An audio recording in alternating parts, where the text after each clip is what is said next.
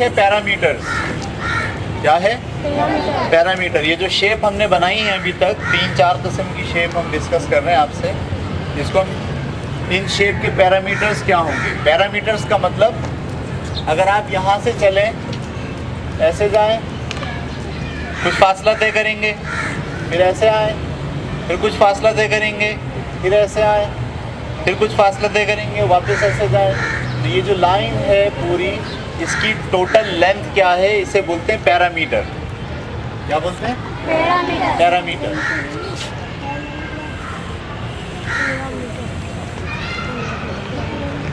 ये पढ़ रहे हैं हम, पैरामीटर। स्क्वायर का पैरामीटर कैसे निकालेंगे? अगर मैं ये वाले स्क्वायर की बात करूं, इसका पैरामीटर क्या होगा? 5 यहाँ से चले गए, 5 यहाँ आ गए, कितने हो गए? 10। 5 यहाँ से आ गए और 5 यहाँ से ले गए। इसका मतलब ये है कि स्क्वायर का जो पैरामीटर होता है वो 4 बार उसकी लेंथ को मल्टीप्लाई करना होता है। लेंथ को कितनी बार मल्टीप्लाई करना होता है? 4 बार। लेंथ कितनी है इस वक्त स्क्वायर की? 5 है। जब उसको आप 4 बार मल्टीप्लाई करेंगे तो क्या आएगा? 20। ये समझ में आ गई बात आपको? स्क्वायर का पैरामीटर इस तरह निकालते हैं। अच्छा, रेक्टेंगल का पैरामीटर कैसे निकालेंगे? ये लंबाई है 12, 3 है 3, कितने हो गए? 15। ये दोनों 15 हो गए। ये भी कितने होंगे? 15 दूनी कितने हो गए? इसका मतलब है लंबाई को, चौड़ाई को पहले प्लस कर लीजिए, फिर 2 से मल्टीप्लाई कर दीजिए। समझ में आ रही बात आपको? इसका मतलब ये है कि जो आपके पास रेक्टेंगल है,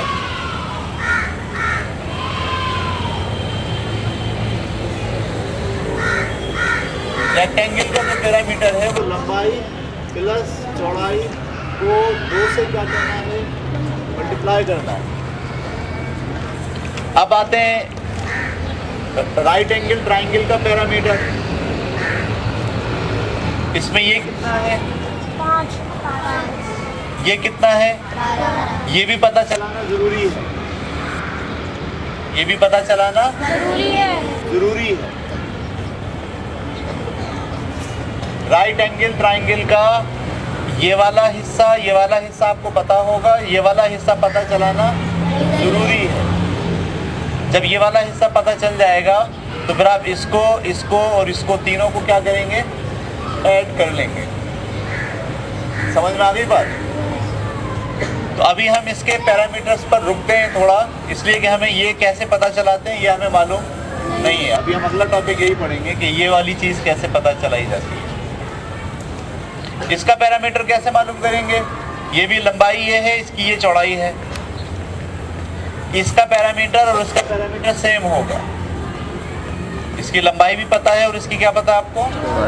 लेकिन अगर आपको एल्टीट्यूड पता है, चौड़ाई नहीं पता, तो फिर आपको यही फार्मूला, यही कॉन्सेप्ट जो यहाँ हम सीखेंगे अभी, ये आपको यहाँ लगाना पड़ेगा। इसका पैरामीटर कैसे मालूम करते हैं? तो 2πr। इसका जो पैरामीटर है वो दरअसल इसका सरकमफेरेंस है। ऐसे ही है ना, यहाँ से अगर आप चल के जा रहे हैं और जाकर वापस यहाँ तक आ रहे हैं तो कितना फासला तय करा? ये दरअसल इसका सरकमफेरेंस है।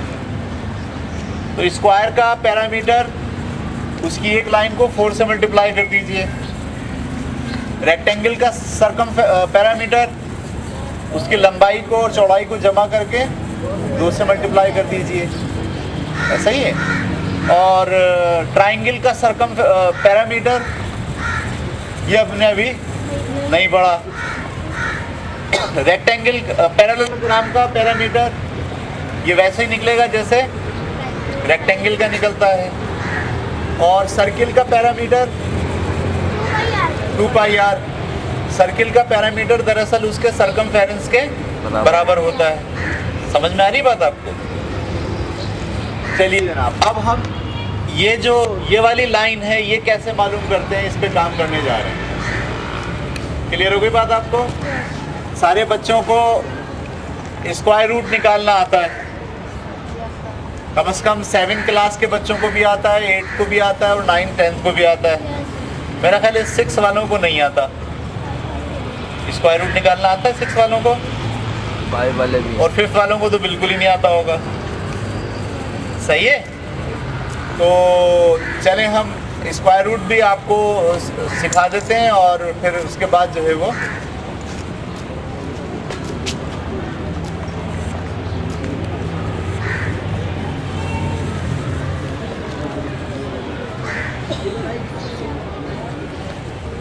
तो हम पढ़ने जा रहे हैं राइट एंगल ट्राइंगल।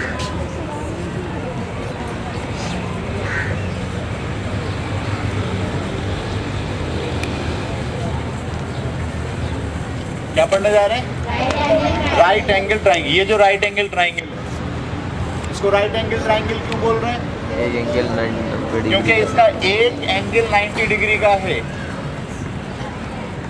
इसका एक एंगल 90 डिग्री का है। जब भी किसी ट्राइंगल का एक एंगल 90 डिग्री का हो, आपको पता है ना एंगल क्या होता है? दो लाइनों के दरमियान जो गैप होता है उसको आप कहते हैं एंगल।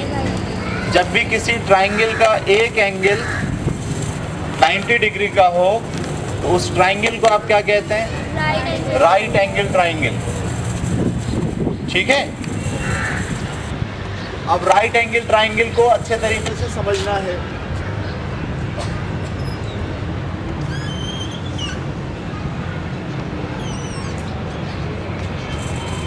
ठीक है सब बच्चे, ये जो लाइन आपको नजर आ रही है इन लाइनों के नाम हैं।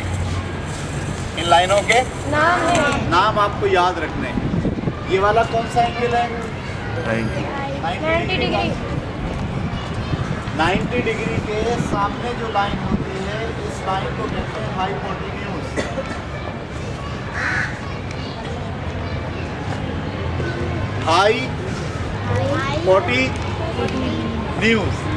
हाइपोटेन्यूज। बच्चे हंस रहे हैं। हाइपोटी है, सॉरी हाइपोटेन्यूज है ये। ठीक है। और उर्दू में इसको कहते हैं वितर। क्या कहते हैं? वितर। कौन सी लाइन होती है हाइपोटेन्यूज? जो 90 डिग्री के सामने वाली लाइन होती है। 90 डिग्री के सामने वाली लाइन हाइपोटेन्यूज कहलाती है। ये बात समझ में आ गई? यस। अच्छा, और आप इस ट्राइंगल के एक एंगल को बेस एंगल मानते हैं। फर्ज कीजिए मैंने इसको क्या माना है? Base angle. तो बेस एंगल के सामने वाली लाइन हमेशा परपेंडिकुलर होती है।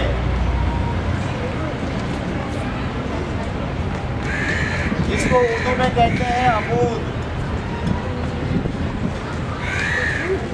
बेस एंगल के सामने वाली लाइन हमेशा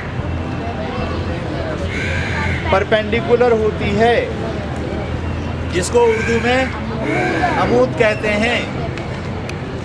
बाकी जो तीसरी लाइन बची ये वाली, इस लाइन को इंग्लिश में बेस कहते हैं और उर्दू में कहते हैं कायदा। कायदा। ये तीन नाम आपको अच्छे तरीके से याद रखने हैं। राइट एंगल ट्राइंगल में 90 डिग्री के सामने जो लाइन होती है उसे हाइपोटेन्यूज कहते हैं। बेस एंगल के सामने वाली लाइन को परपेंडिकुलर कहते हैं और बाकी जो तीसरी लाइन बचती है उसे बेस कहते हैं। याद रखेंगे इसे? यस। आगे चलें? यस।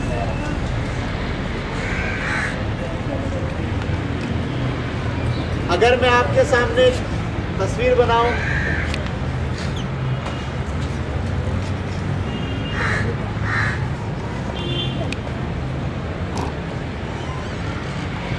इसकी लाइनें बता सकते हैं आप लोग? ये वाली लाइन क्या कहलाएगी? हाइपोटेन्यूज। क्यों? 90 डिग्री के सामने वाली है, इसको मैं जाहिर कर रहा हूँ H से। अब बताइए इसमें परपेंडिकुलर कौन सी लाइन है? जी नहीं, परपेंडिकुलर की लाइन पता चलाने के लिए सबसे पहले आपको सवाल पूछना चाहिए कि इसमें बेस एंगल कौन सा है। अगर मैं आपसे कहूँ ये वाला बेस एंगल है तो ये वाली लाइन परपेंडिकुलर होगी और बाकी जो बचेगी वो बेस होगी। समझ में आ गई बात आपको? अच्छा, एक ट्रायंगल और बनाता हूँ मैं।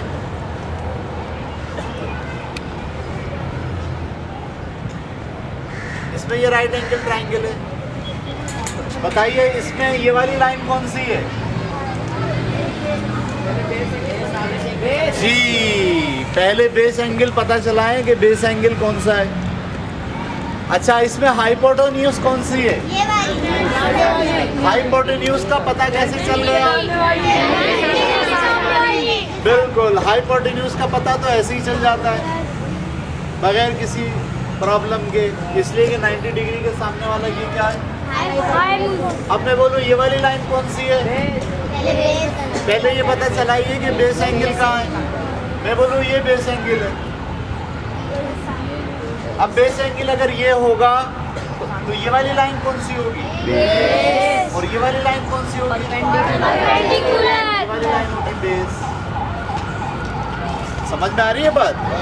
तो राइट एंगल ट्रायंगल की तीनों जो लाइनें हैं उनके नाम होते हैं। भाई आप चले जाओ, ऑफिस में बैठो थोड़ी देर। किसी के पास जैकेट है बड़ी लंबी सी ओढ़ने वाली, ऑफिस में बैठो।